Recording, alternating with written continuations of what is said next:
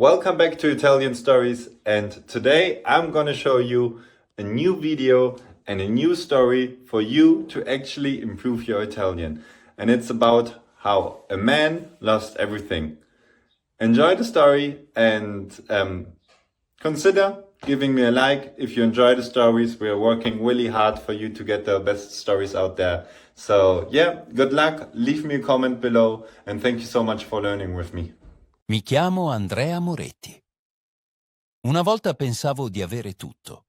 Non ero famoso, non ero ricchissimo, ma avevo una vita piena. Avevo un appartamento vicino al centro di Bologna, una compagna gentile, un cane vecchio e un lavoro sicuro in una piccola azienda di tecnologia. Ogni mattina prendevo il caffè nello stesso bar. Ogni sera tornavo a casa e trovavo Elena in cucina o sul divano con un libro. Il cane, Bruno, dormiva vicino alla porta. Era una vita normale, forse troppo normale per me. Io non riuscivo a capirne il valore. Guardavo sempre altrove. Guardavo uomini più giovani di me che diventavano ricchi online. Guardavo video su investimenti, successo, libertà finanziaria. Pensavo, anche io merito di più. Anche io devo uscire da questa vita piccola.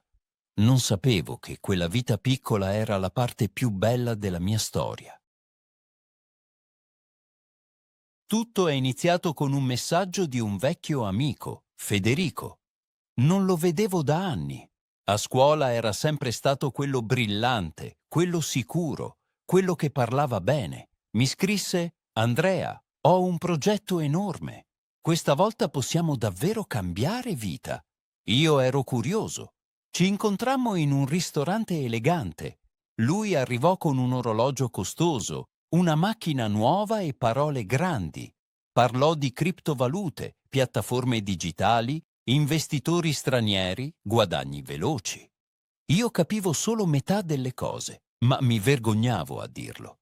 Lui mi guardò negli occhi e disse: Tu sei intelligente, ma hai paura. Resti sempre nella tua zona sicura. Quelle parole mi fecero male, perché dentro di me le pensavo già. Tornai a casa agitato. Elena mi chiese com'era andata. Io dissi: forse è la nostra occasione. Lei non sorrise. Disse solo: se una cosa sembra troppo facile, forse non è così sicura. All'inizio investii poco, qualche migliaio di euro che avevo messo da parte. Dopo 2 settimane sullo schermo vedevo già un guadagno. Non era denaro vero nelle mie mani, ma sembrava vero. Federico mi chiamava ogni giorno. Diceva: vedi, te l'avevo detto, devi entrare più forte. Io iniziai a controllare il telefono continuamente, al lavoro, durante la cena, perfino a letto. Elena parlava e io annuivo senza ascoltare. Bruno mi portava la pallina e io dicevo: dopo, sempre dopo. Poi presi soldi dal conto comune. Non molto, pensavo, solo per poco tempo. Poi chiesi un prestito. Non lo dissi subito a Elena. Mi dicevo che era meglio così. Quando tutto sarebbe andato bene, le avrei fatto una sorpresa, un viaggio, una casa più grande, una vita nuova. In realtà stavo costruendo un muro tra me e lei.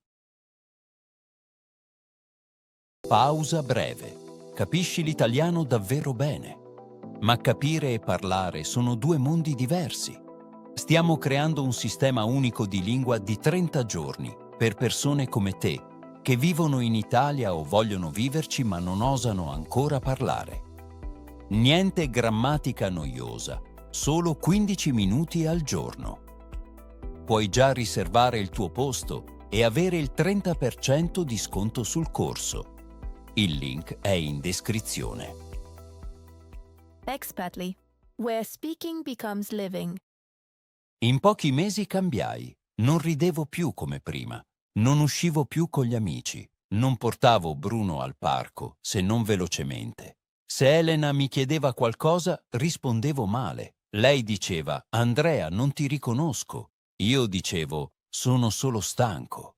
Ma non era solo stanchezza, era ossessione. La piattaforma saliva, scendeva, poi saliva di nuovo. Ogni numero decideva il mio umore. Se guadagnavo, ero gentile. Se perdevo, ero freddo. Una sera Elena mi aspettò in cucina. Sul tavolo c'erano documenti della banca. Aveva visto il prestito. Mi chiese: «Perché non me l'hai detto?» Io mi arrabbiai. Dissi che non capiva, che pensava sempre in piccolo, che io lo facevo per noi. Lei pianse, ma non urlò. Questo fu peggio. Mi disse: «Se lo fai per noi, perché mi lasci fuori?» Io non risposi, perché la risposta era semplice e brutta.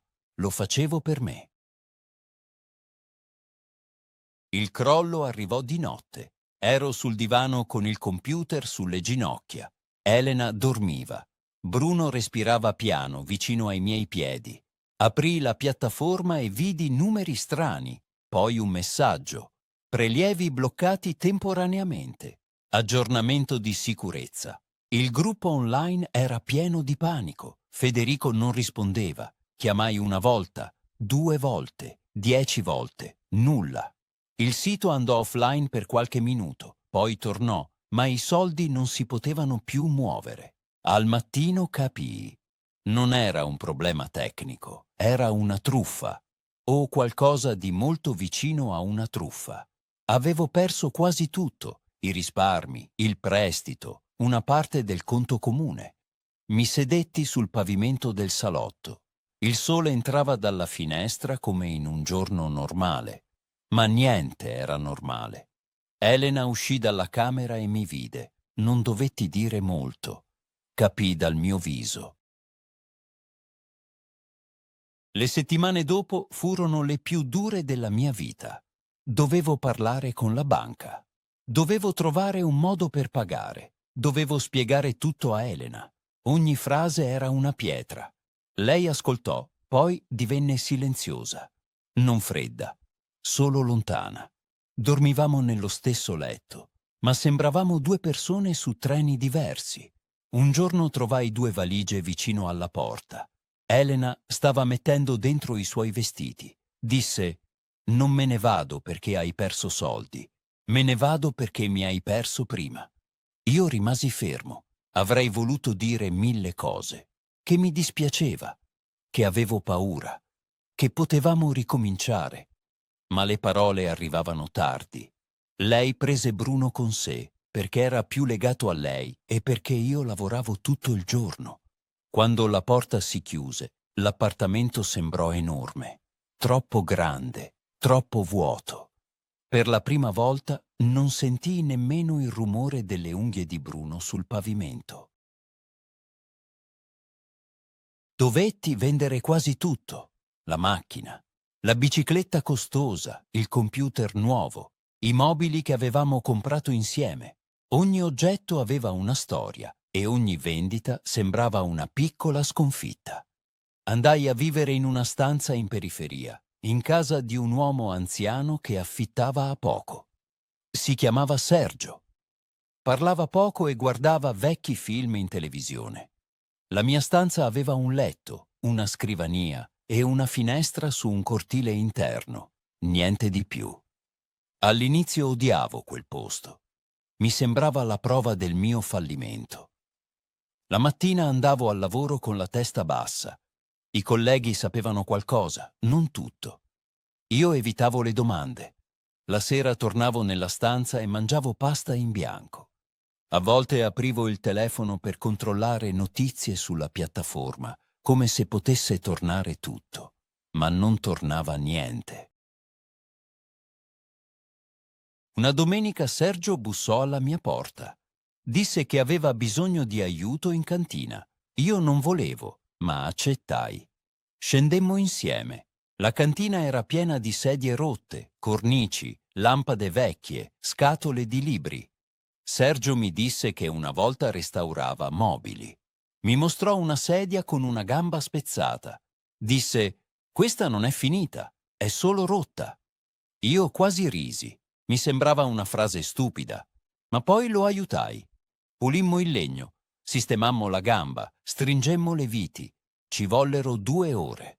Alla fine la sedia stava in piedi. Sergio si sedette sopra e disse: Vedi? Serve pazienza, non magia. Nei giorni dopo tornai in cantina con lui. Riparammo un tavolino, una mensola, una vecchia radio che non funzionava bene. Le mie mani erano occupate, la mia testa per qualche ora era più calma. Pausa breve. Spero che la storia ti piaccia finora. Se vuoi non solo ascoltare l'italiano, ma anche capirlo e parlarlo davvero, ho scritto un libro. Brevi storie avvincenti in italiano, che ti fanno avanzare passo dopo passo. È già disponibile online. Il link è nella descrizione o fissato come commento. E ora torniamo alla storia. Divertiti! Riparare cose vecchie divenne una specie di cura.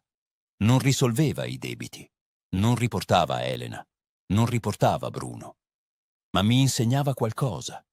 Prima volevo tutto veloce. Guadagni veloci, risultati veloci, una vita nuova subito.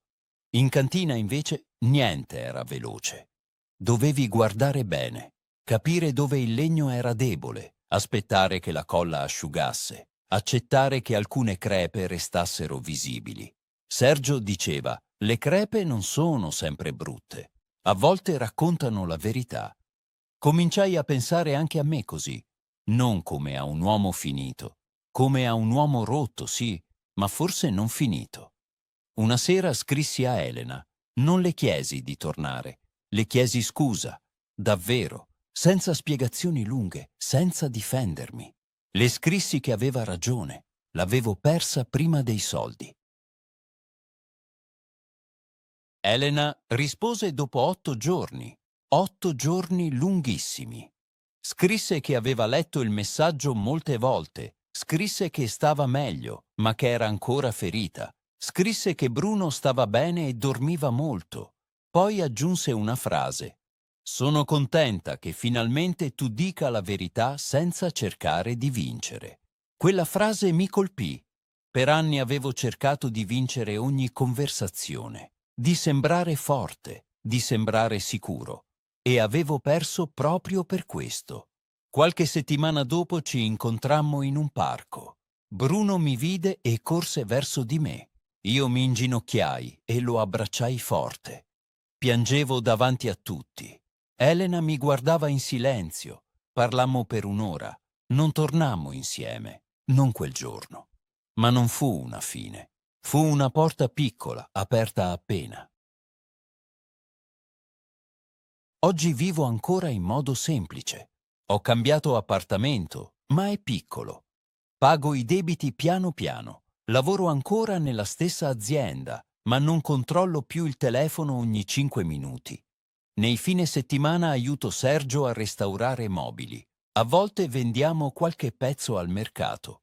Non guadagniamo molto, ma ogni volta che qualcuno porta via una sedia riparata, sento una pace strana. Elena e io ci vediamo ogni tanto. Camminiamo con Bruno. Non so se torneremo una coppia. Prima questa incertezza mi avrebbe distrutto. Ora la rispetto. Ho perso soldi, casa, fiducia, amore, orgoglio. Ho perso l'idea falsa che valevo solo se avevo di più, ma ho trovato qualcosa che prima non conoscevo. Il silenzio senza panico. Il lavoro fatto con cura. Una scusa detta bene. Una vita senza spettacolo. Non ho tutto. Forse non avrò mai più tutto come prima. Però oggi, quando torno a casa e chiudo la porta, non mi sento vuoto. Mi sento presente. E per la prima volta, presente mi sembra abbastanza. L'hai fatto molto bene. Ora il prossimo passo è parlare con sicurezza. Prenota il tuo posto nel corso di 30 giorni e ottieni il 30% di sconto. Link in descrizione. Alla prossima!